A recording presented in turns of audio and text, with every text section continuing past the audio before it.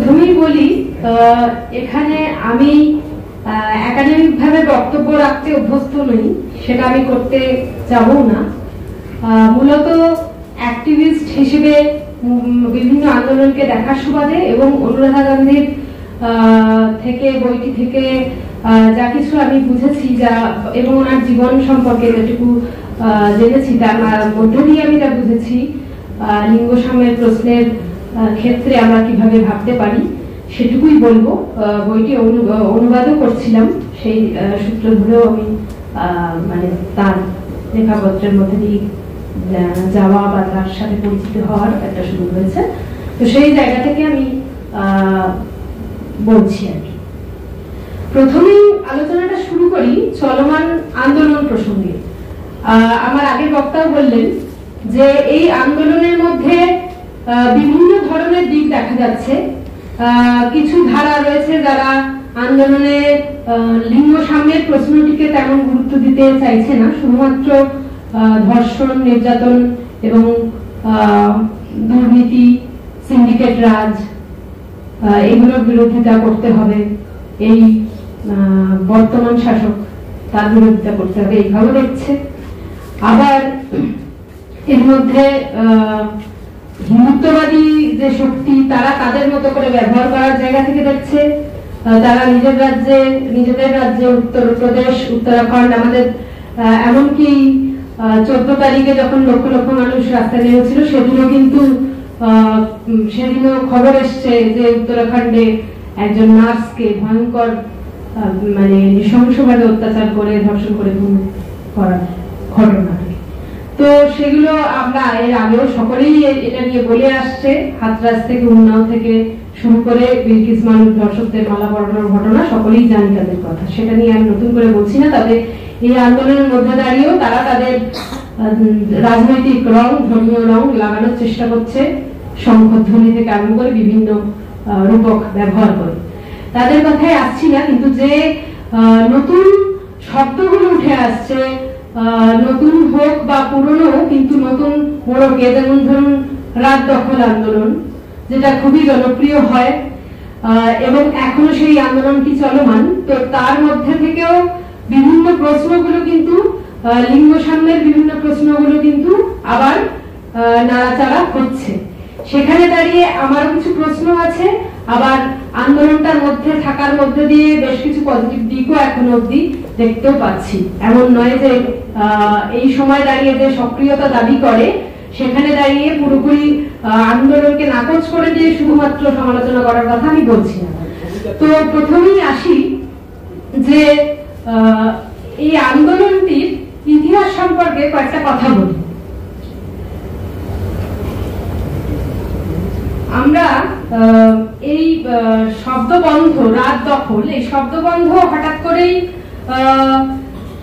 খুব জনপ্রিয় হয়ে উঠলো, কারণ এর মধ্যে একটা কাব্যিক মহাময়তা আছে যা মধ্যবিত্ত বাঙালিকে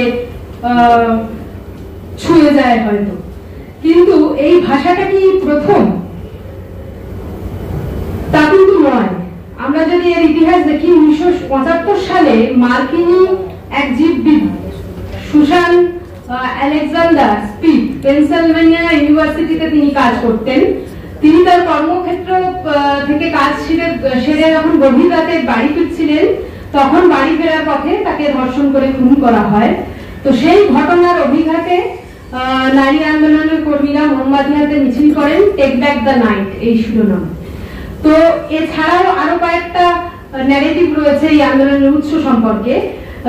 মোটামুটি আরেকটি ন্যারেটিভের কথা যদি বলি, ইয়র্কশায়ার রিপারের হত্যাকাণ্ডের সময় এই রিক্লেম দ্য নাইট এই শব্দবন্ধটি জনপ্রিয় হয়েছিল। তো মোটামুটি তা বোঝা যায় যে 70-এর শেষার্ধে মূলত পশ্চিমী নারীবাদের এক ধরনের তখন ভাটার টান, সেই সময় দাঁড়িয়ে নতুন করে পশ্চিমী দুনিয়াই বলা যায় জেগে উঠছে এই নারীবাদী আন্দোলনগুলি এই ধরনের শব্দবন্ধের আধারে। তো এর পরে ঠিক 90 সালের দিক থেকে দেখব যে এই বুর্জোয়া নারীবাদ বা পশ্চিমী নারীবাদ যেগুলোকে বলে থাকি আমরা, সেটা কিন্তু দেশে দেশে প্রায় এক্সপোর্ট হচ্ছে, মানে রপ্তানি করা হচ্ছে এমন ভাবে যেন তারা হচ্ছে সমস্ত লিবারাল চিন্তা ভাবনা এবং নারীবাদের ধারক বাহক। মানে আমাদের যারা উপনিবেশ করতে যায় বিভিন্ন দেশে, তারাই এগুলোকে রপ্তানি করে বেড়ায় সারা দুনিয়ায়। তো সেই জায়গা থেকে বিভিন্ন দেশে কিন্তু এগুলো ছড়িয়ে পড়ছে। তো সেই প্রবণতা 90 সালের পর থেকে আমাদের এখানেও বাড়তে থাকে। তো এটা যেমন একটা দিক, আরেকটা দিক রয়েছে, যেমন ধরুন আমাদের কলকাতাতে এই শিরোনামে টেক ব্যাক দ্য নাইট, এই শিরোনামে আরো একবার মানুষ রাস্তায় নেমেছিল। সেটা হচ্ছে ধরুন বিলাটির ঘটনার পর বিলাটিতে একটি ভয়াবহ ধর্ষণের এবং খুনের ঘটনা ঘটে। তৎকালীন এখানে ছিল বামফ্রন্ট সরকার ক্ষমতায়। তো আমরা এর আগে, বিলাটির ঘটনার আগে আমরা সকলে একটা উক্তি খুব বলি যে অনিতা দেওয়ানের ধর্ষণের ঘটনা 90-এর দশকে বানতলে যখন হয়, তখন জ্যোতি বসু বলেছিলেন এমনটা তো হয়েই থাকে। এই উক্তিটি এখন অনেকের মুখে মুখে ঘোরে, কিন্তু বিলাটির সময় তৎকালীন মহিলা সমিতির যারা কিনা নারী আন্দোলনের কর্ণধার, সেই সময় প্রগতিশীল নারী আন্দোলনের কর্ণধার, তো তার যে সেক্রেটারি শ্যামলী গুপ্ত কি বলেছে দেখেন। তিনি বলেছেন প্রথম কথা, যার যে নির্যাতিতা মহিলা, তার বাসস্থান যেটা বাসস্থান সম্পর্কে তিনি কটূক্তি করেন, কারণ তার বাসস্থান হচ্ছে ঝুপড়িতে, রেল লাইনের পাশে ঝুপড়িতে থাকতেন। তো সেই সম্পর্কে কটূক্তি করেন। তিনি বলেন, a group of anti-socials attacked and raped Savitri Das, Reba Sen and Shanti Sen, the three women who stayed in the unauthorized hutments along the railway tracks. Although so many women of that area, including Shanti Das, the mistress of a notorious anti-social, were involved in foul professions, and such honeymoons of these women with the anti-socials were an open secret. That day's event appeared to be a sequel to the rivalry between these anti-socials and that of Pradip Sarkar, of whom Savitri Das was a mistress. তাহলে বুঝতে পারছেন যে ধর্ষণ হিসেবে কোনো ঘটনাকে certify করা যায় কিনা, সেটার জন্য উনি ধর্ষিতার চরিত্র, মানে ধর্ষিতাকে হতে হবে কোট আনকোট ভালো মেয়ে, সেটাই উনি কিন্তু বলছেন। কে বলছেন? না, বাম প্রগতিশীল নারী আন্দোলনের, নারী সংগঠনের নেত্রী।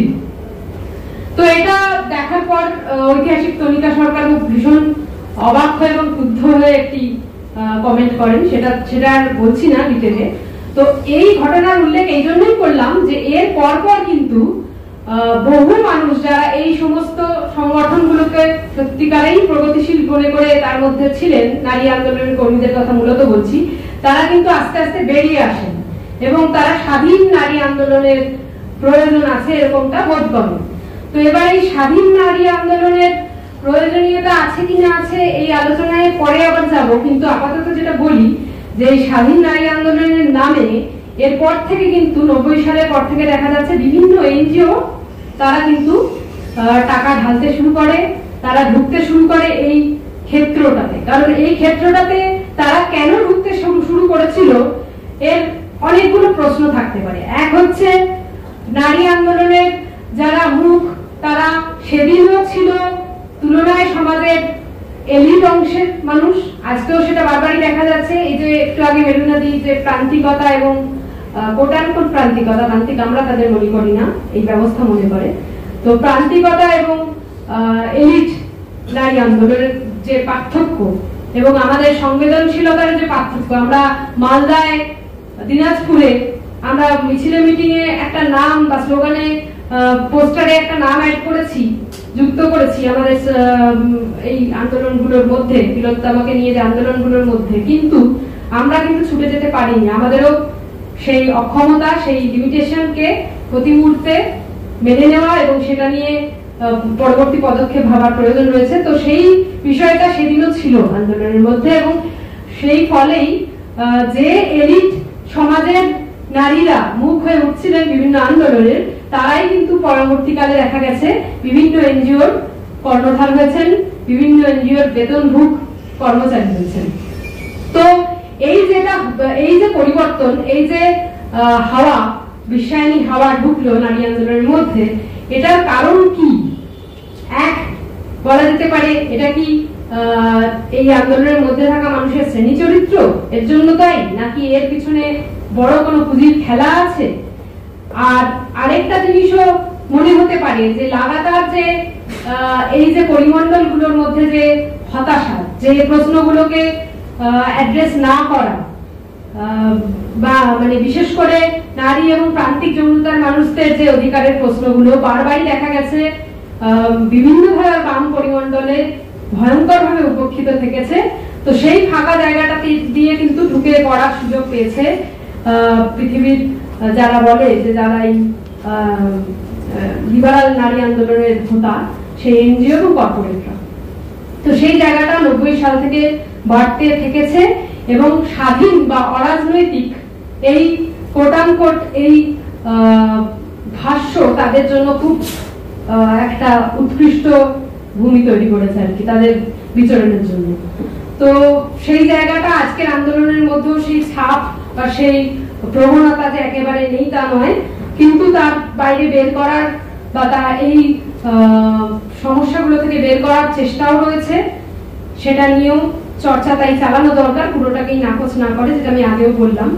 তো এরপরে যেটা বলতে চাইছি সেটা হচ্ছে আমরা যদি বিভিন্ন ঘটনাগুলোকে দেখতে থাকি তাহলে যেটা দেখবো, আমি আলাদা করে পরিসংখ্যান দিয়ে আর বলছি না, আমরা মোটামুটি জানি গড়ে প্রতিদিন 85টি ধর্ষণের ঘটনা ঘটছে এবং 2022 সাল থেকে এখনো অবধি যে পরিসংখ্যান পাওয়া গেছে তাতে 45% দলিত মেয়েদের উপর ধর্ষণের ঘটনা বেড়েছে। দলিত, আদিবাসী, সংখ্যালঘু এই সেকশনের মেয়েদের উপর অত্যাচার, ধর্ষণের ঘটনা ক্রমাগত বাড়ছে, এটা আমরা অনেকেই দেখতে পাচ্ছি।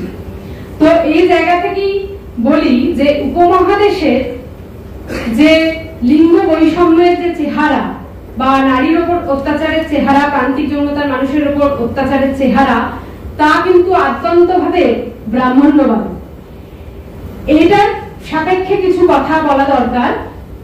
সেটা হচ্ছে আমরা যদি ঐতিহাসিকদের মতামত থেকে দেখি তাহলে প্রথমেই আমি বলবো উমা চক্রবর্তীর কথা।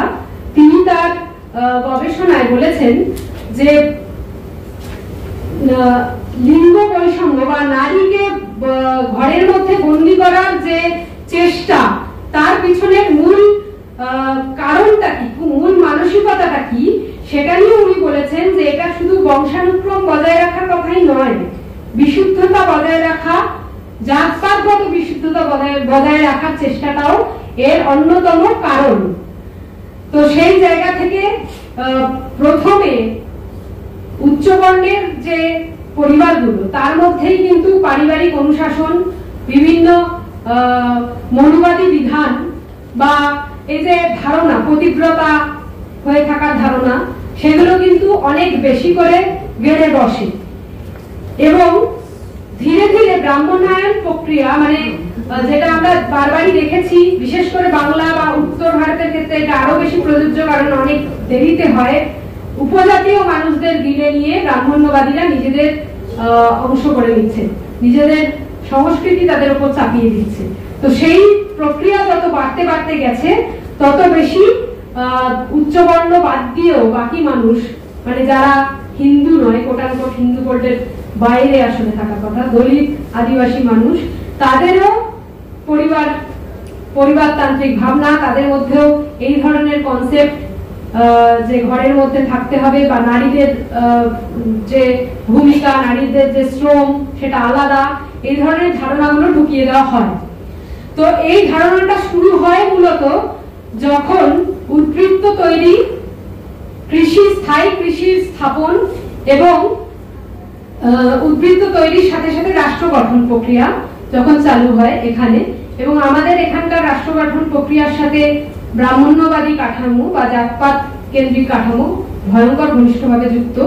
তো ফলে এই জাতপাত, শ্রেণী, পিতৃতন্ত্র এবং রাষ্ট্রের মধ্যেকার যোগসূত্রকে বোঝা আমাদের এখানে লিঙ্গ সাম্যের প্রশ্নের ক্ষেত্রেও অত্যন্ত গুরুত্বপূর্ণ, কারণ মেয়েদের যৌনতা এবং সন্তান উৎপাদন এই কাঠামোকে নিয়ন্ত্রণ করার তাগিদ থেকে অনেকাংশেই এখানে পিতৃতন্ত্র চাপিয়ে দেওয়া হয়।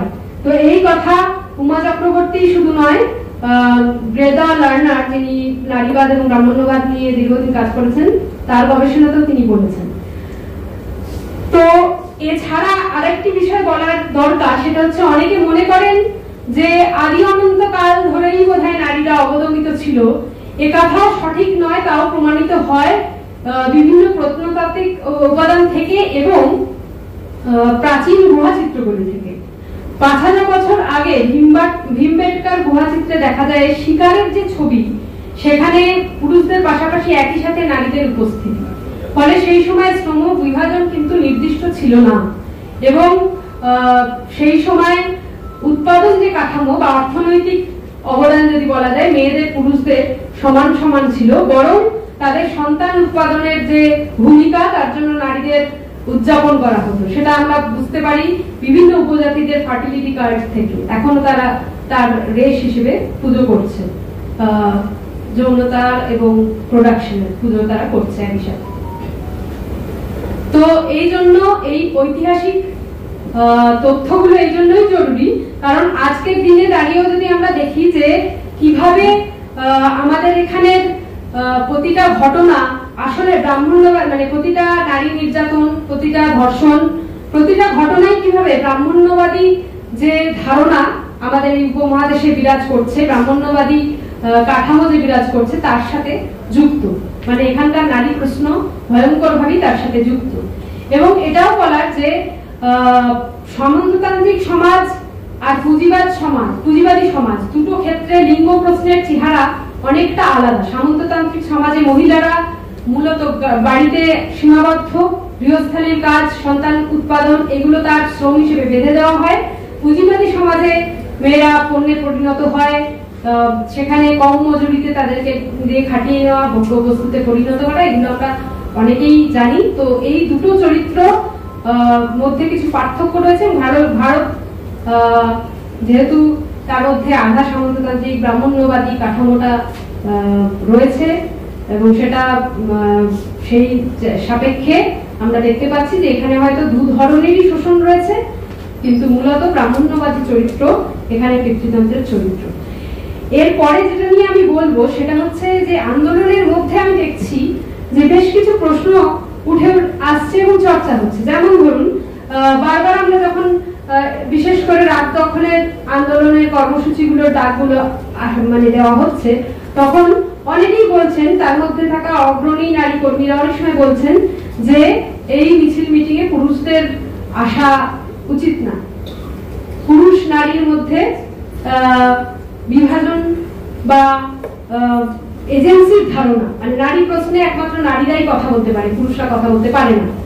তো এই ধরনের ধারণার ক্ষেত্রে মনে হয় যে প্রথমত নারী মুক্তির আন্দোলনে অবশ্যই মেয়েদের অগ্রণী ভূমিকা জরুরি, কিন্তু শুধুমাত্র উপস্থিতির ক্ষেত্রে বা এজেন্সির ক্ষেত্রে পুরুষরা কথা বলতে পারে না এই দিয়ে পিতৃতন্ত্রকে আটকানো যাবে না। পিতৃতন্ত্রকে যদি আমরা একটা ব্যবস্থা হিসেবে দেখি, আমরা দেখব যে এর ফসল যেমন নারী তেমন পুরুষ, এবং এর যে ধারক বাহক হিসেবে কাজ করার ক্ষেত্রেও একই ভূমিকা, দুজনের একই ভূমিকা অবশ্যই নয়, কিন্তু দুজনেরই ভূমিকা রয়েছে। আমরা যদি একটি পরিসংখ্যান দেখি যে স্বামী স্ত্রীকে মারার অধিকার রয়েছে কিনা এটা নিয়ে জিজ্ঞেস করা হচ্ছে বিভিন্ন মানুষকে, সেখানে 51% নারী বলছে যে মারা যায় এবং তার যুক্তিসঙ্গত কারণ রয়েছে। তো সেই জায়গা থেকে, এবং আমরা বারবার প্রতিদিনের দৈনন্দিন যে উদাহরণগুলো, গার্হস্থ্য হিংসার উদাহরণ যদি ধরি, সেখানে অনেক ক্ষেত্রেই নারীরাই সেই ভূমিকা পালন করে এসেছে। ভিকটিম ব্লেমিং, স্লাট শেমিং যে কথাগুলো আসছে, সেগুলোর ক্ষেত্রেও পুরুষরাও যেমন করছে, নারীরাও করছে। এবং মূলত রাষ্ট্র এবং শাসকরা এই ভূমিকা আগে মানে বারবার পালন করে এসেছে, আজও তাদের ভাষায়, তাদের কথায়, তাদের বক্তব্যে একই ছবি। তো সেই কারণে এই যে ফারাক করার যে প্রশ্ন, এই ফারাক করার প্রশ্ন এক ধরনের খণ্ড চেতনার জন্ম দেবে এবং এর ফলে সার্বিক মুক্তি সংগ্রামের সাথে নারী প্রশ্নকে যে যুক্ত করার প্রশ্ন, সেখান থেকে আমরা সরে যাব। তো এই জায়গা থেকে আমার এটা বলার। এছাড়া যে প্রশ্নটা আসছে সেটা হচ্ছে নারী পুরুষের দ্বন্দ্ব মৌলিক দ্বন্দ্ব। এই বিষয়টা অনেকে মনে করেন করে র্যাডিক্যাল ধারার যে নারীবাদীরা তারা মনে করেন নারী পুরুষের দ্বন্দ্ব মৌলিক দ্বন্দ্ব, এবং তারা প্রায় এটা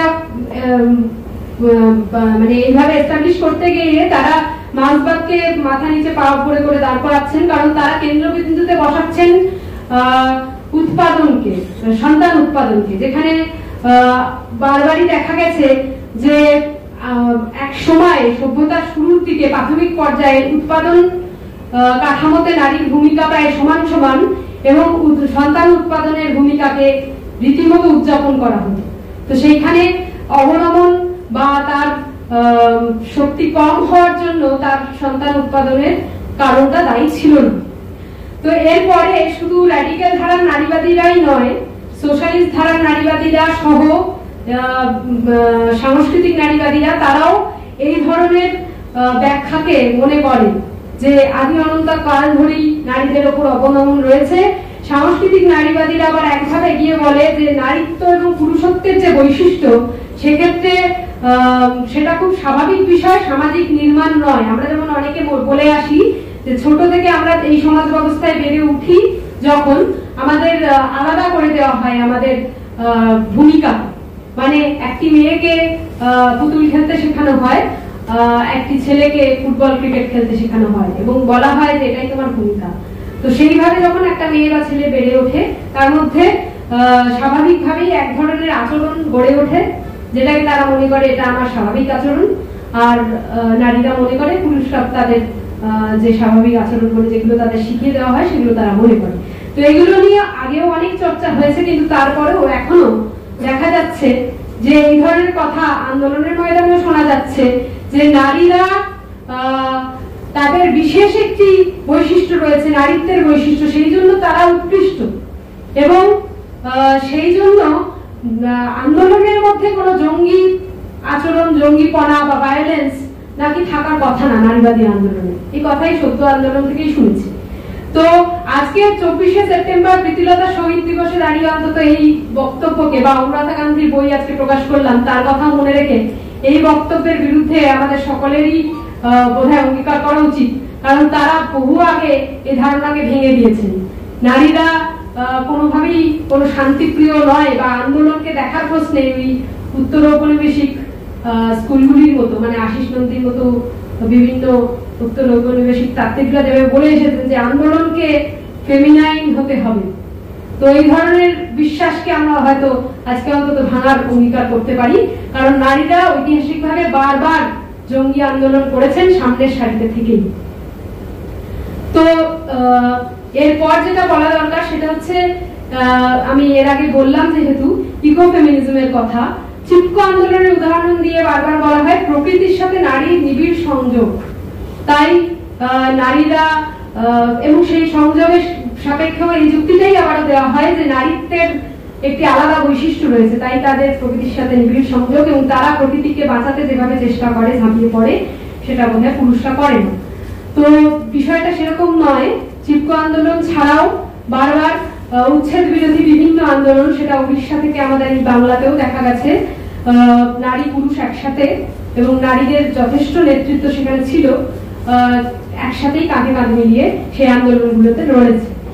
আরেকটি প্রশ্ন নিয়ে বারবার চর্চা চলছে, আলোচনা চলছে, সেটা হচ্ছে পরিচয়ের লড়াই নয়, শ্রেণীর লড়াই।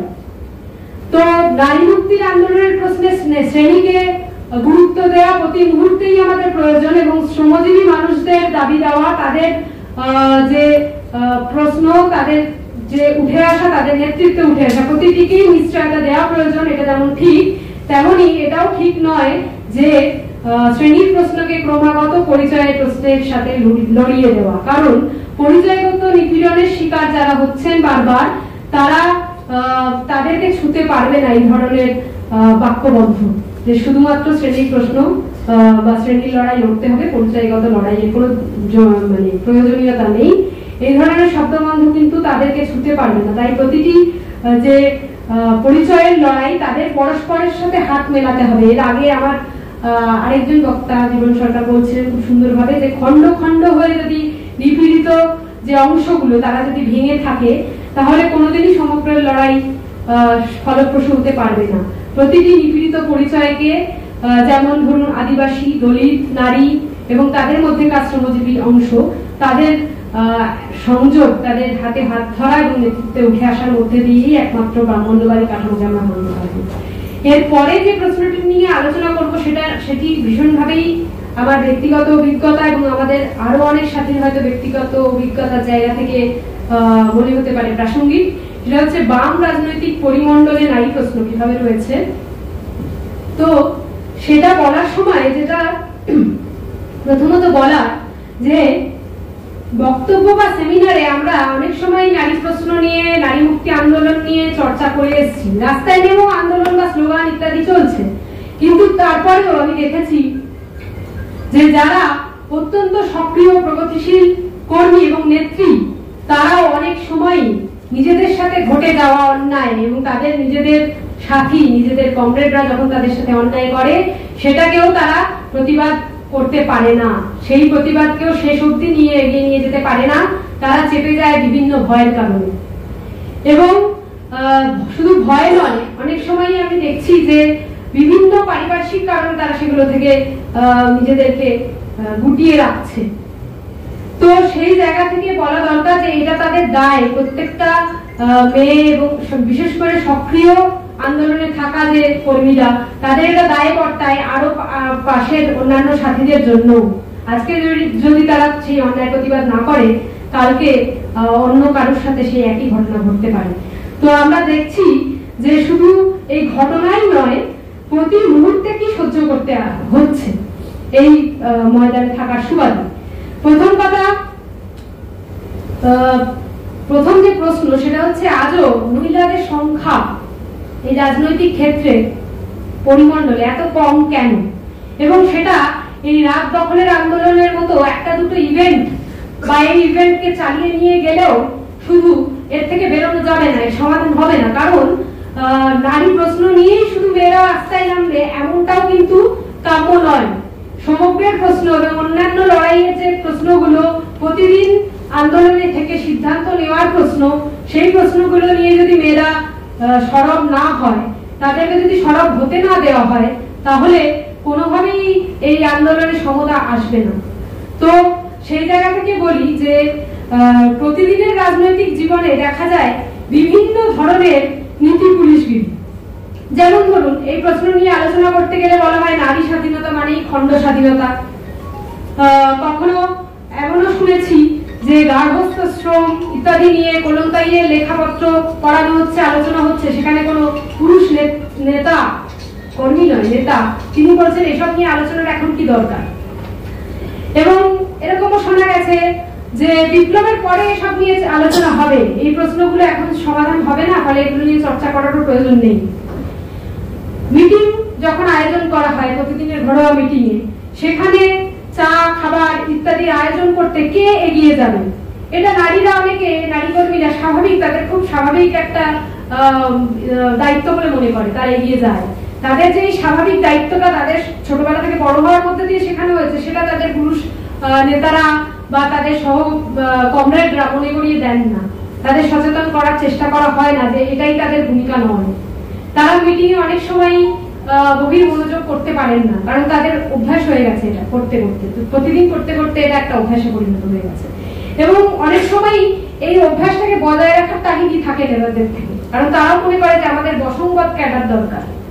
প্রত্যেকটা মহিলা বা পিছিয়ে থাকা মানুষ, শুধু মহিলাদের ক্ষেত্রে হয় এমন নয়, দলিত, আদিবাসী, অন্যান্য যে সমাজে মানে সোপার সমাজ যাদের প্রান্তিক বলে দেখে, তারাও যখন সংগঠনগুলোর মধ্যে থাকে, তো তাদের ক্ষেত্রে অনেক সময় হয়, কারণ তাদের বহিঃপ্রকাশ, তাদের যে কথাবার্তা, তার মধ্যে একই রকম আপার কাস্ট এলিটদের মতন ইন্টালেকচুয়াল যে বহিঃপ্রকাশ সেটা থাকে না। মানে বুদ্ধিবৃত্তি একমাত্র নির্ণায়ক হবে, এই জিনিসটা এখনো আমাদের আন্দোলনে রয়েই চলেছে। তো ব্রাহ্মণ্যবাদ নিয়ে আজকে আমরা আলোচনা করতে বসে, যদি ব্রাহ্মণ্যবাদের আজকের যে বৈশিষ্ট্যগুলো বা রাজনৈতিক কর্মকাণ্ডে এবং বিভিন্ন ধারার বাম রাজনৈতিক আন্দোলনের মধ্যে যে বৈশিষ্ট্য নিয়ে ব্রাহ্মণ্যবাদ হাজির হয়, সেগুলো নিয়ে যদি কথা না বলি, তাহলে এই আলোচনা অসম্পূর্ণই থেকে যায়। কারণ আমাদের এখানে ব্রাহ্মণ্যবাদ হাজির হয় এই বৈশিষ্ট্যগুলো নিয়ে, যে কে ভালো বলতে পারে, কে ভালো লিখতে পারে, এবং সেই প্রতিদিন প্রতিটা সিদ্ধান্ত আন্দোলনের ক্ষেত্রে সংগঠনের ক্ষেত্রে নির্ণয় করে দেবে। আর যারা মানে তথাকথিত শূদ্র ক্যাডার আর কি, তারা শুধু দৌড়ে বেড়াবে, তাদের কাজ হচ্ছে চা দেওয়া, তাদের কাজ হচ্ছে পোস্টার মারা। তো এইভাবেই হয়ে চলেছে প্রতিদিন। তো নারীদের ক্ষেত্রে ঠিক এটাই হয়ে থাকে এবং এটার একটা ঐতিহাসিক রুটও রয়েছে। আমার যেটুকু মনে হয়েছে সেটা হচ্ছে অন্তত আমাদের এই পশ্চিমবাংলার ক্ষেত্রে যদি ধরি, তাহলে অগ্নিযুগ থেকে শুরু করে নকশালবাড়ি পর্যন্ত বারবার দেখা গেছে যে মহিলা অনেক কর্মীরা এগিয়ে এসছেন, কিন্তু তাদের ভূমিকাকে একটা নির্দিষ্ট গণ্ডির মধ্যে বেঁধে দেওয়াটা যেন চেষ্টা হয়েছে। আজও আমরা দেখছি নকশালবাড়ি নিয়ে যখন বই লেখা হচ্ছে, অনেক সময় এরকম বই আমাদের হাতে আসছে বা প্রচারিত হচ্ছে যে নেতাদের গৃহিণীদের কথা। হ্যাঁ, তাদের গৃহিণীদের অবশ্যই খুব উল্লেখযোগ্য ভূমিকাকে চেপে দিয়ে রাখা বা তাদের ইতিহাস চাপা থাকা উচিত নয়, কিন্তু সেই আন্দোলনে তাদের পিছনে থাকা ভূমিকা, মানে সেকেন্ডারি রোল যেটাকে বলে, শেল্টার দেওয়া, খাবার দেওয়া, আশ্রয় দেওয়া, সেই ভূমিকাকেই শুধু আমরা গ্লোরিফাই করে যাব কেন? তাদেরকে সামনে এগিয়ে আনার চেষ্টা কতটা হয়েছিল সেটা নিয়েও চর্চা হবে না কেন? তো এই প্রশ্নগুলো আলোচনা হওয়া দরকার। প্রীতিলতা কল্পনাদের কথা যদি বলি, কল্পনা দত্ত এবং প্রীতিলতা ওয়াদেদারের কথা, আজকে তার শহীদ দিবস, সেই সময়ও দাঁড়িয়ে তাদের অনেক বেগ পেতে হয়েছিল সংগঠনে একটি সক্রিয় ভূমিকা পালন করার জন্য। মানে তিনি অ্যাকশন করেছিলেন, সেখানে শহীদ হয়েছিলেন এটা আমরা জানি, কিন্তু সংগঠনের মধ্যে তাকে সেই ভূমিকা নেওয়ার জন্য কতটা লড়াই করতে হয়েছিল সেই কথা কিন্তু আমরা মনে রাখি। তো সেই জায়গা থেকে এই কথাগুলো বলার। তবে আমাদের ভদ্রলোকী সমাজ এবং তার মধ্যে মহিলাদের এই যে অবস্থা, সেটা থেকে গ্রামে গঞ্জে আন্দোলনের ক্ষেত্রে কিন্তু চেহারাটা অনেকটাই আলাদা। নকশালবাড়ির কথা আমরা বললাম, নকশালবাড়ির যে 9 জন শহীদ ওখানে শহীদ হয়েছিলেন বা গ্রামে যারা কাজ করেছিলেন, তাদের সেক্ষেত্রে মহিলা কৃষক রমণীদের ভূমিকা অনেক এগিয়ে থাকা আমরা নন্দীগ্রাম বা লালগড়ের সময়ও সেই ভূমিকায় দেখেছি সেখানকার নারীদের। তো আমাদের এইখানে ভদ্রলোক সমাজের মধ্যে গেড়ে বসা ব্রাহ্মণ্যবাদের ছাপ বোধহয় অনেক প্রগাঢ়। তো সেই জায়গা থেকে আমরা প্রতিদিন এই জিনিসগুলো ফেস করি। আমরা যারা আন্দোলনে থাকি তাদেরও অনেক সময় তাদের প্রতিটা বক্তব্যকে মনে করা হয় তাদের বোধহয় শিখিয়ে দেওয়া হয়েছে, তাদের পুরুষ বন্ধুরা, পুরুষ কমরেডরা প্রতি মুহূর্তে তাদের ডিক্টেট করে, শিখিয়ে দেওয়া হয়, এটাই সবাই দেখেন, এটাই সবাই ভাবে। তো সেই জায়গা থেকে প্রতিদিন এই লড়াইটা চালাতে হয়। এই কথা এই মুভমেন্টের সাপেক্ষে এই জন্যই বলা যে 1-2 দিনের ইভেন্ট বা এমনকি 1-2 মাস ধরে এই ইভেন্ট চালিয়ে গেলেও, শুধু আলাদা করে নারী প্রশ্নে নারীরা কথা বলবে এই জিনিস চালিয়ে গেলেও এর থেকে বেরোনো যাবে না। প্রতিদিনের লড়াই, প্রতিদিনের আন্দোলন এবং প্রতিদিনের সংগঠনের মধ্যে দাঁড়িয়ে এই নারী প্রশ্ন নিয়ে যদি লড়াই না করা যায়, এবং নারী ছাড়াও প্রতিটি নিপীড়িত যৌনতার মানুষদের কথা যদি বলি, এবং নিপীড়িত যে সেকশন দলিত এবং আদিবাসী, সেই ধরনের কমরেড তারা যখন আসবেন বা সেই ধরনের যে কর্মী, রাজনৈতিক কর্মী, বিভিন্ন বাম সংগঠন বাদ দিয়ে অন্যান্য সংগঠন, তারা যদি প্রতিদিন এগিয়ে না আসে এবং তাদের এগিয়ে আসতে না দেওয়া হয়, তাদের যদি সমান হিসেবে সম্মান না করা হয়, তাহলে কোনোদিন এই বৌদ্ধিক চর্চার উৎকর্ষতা আর শারীরিক শ্রমের যে শারীরিক শ্রমকে আলাদা করে দেখা, এই ব্রাহ্মণ্যবাদী প্রবণতা থেকে আমরা বেরোতে পারবো না। তো এই জায়গাতে খুব গুরুত্বপূর্ণ মনে হয় যে নতুন মূল্যবোধের প্রশ্ন। এর আগে 30-এর দশকে কোলন্তাই, ক্লারা জেটকিন এরা নারী মুক্তির প্রশ্ন নিয়ে অনেক চর্চা করেছেন। তার মধ্যে কোলন্তাইয়ের কথা যদি আমি বলি, তিনি বারবারই একটা বিষয়ে জোর দিয়েছেন, সেটা হচ্ছে বিবাহ প্রতিষ্ঠান থেকে বেরিয়ে আসা এবং মূল্যবোধের ক্ষেত্রে নতুন মূল্যবোধ, নতুন সম্পর্ক, সেই যে স্বাধীন পরিবেশ, সেই পরিবেশই একমাত্র নারী কর্মীদের ক্ষেত্রে একটা বিকল্প পরিবেশ দিতে পারে। তো সেই কথা মনে রেখেই শেষ করছি যে আমাদের এমন একটি পরিবেশ তৈরি করতে হবে যেখানে প্রথম কথা নারীরা তাদের পরিবেশের, তাদের পরিবারের গণ্ডি ভেঙে বেরিয়ে এসে একটা আলাদা জায়গা পায়, সেই জায়গা গড়ে তোলা এবং সেখানে স্বাধীনভাবে প্রতিটা বিষয়ে কথা বলার যে পরিসর, এবং সেই পরিসর যাতে গড়ে ওঠে, তাদের যেন বিভিন্নভাবে ম্যানিপুলেট করে নানাভাবে আটকে দেওয়া না হয়, তাদের লড়াইটা যেন থেমে না যায়। এবং সেটা অনেক সময় ছাত্র জীবনে যারা কাজ করেছেন তাদের বিভিন্ন হতাশার কারণে তারা সরে গেছেন।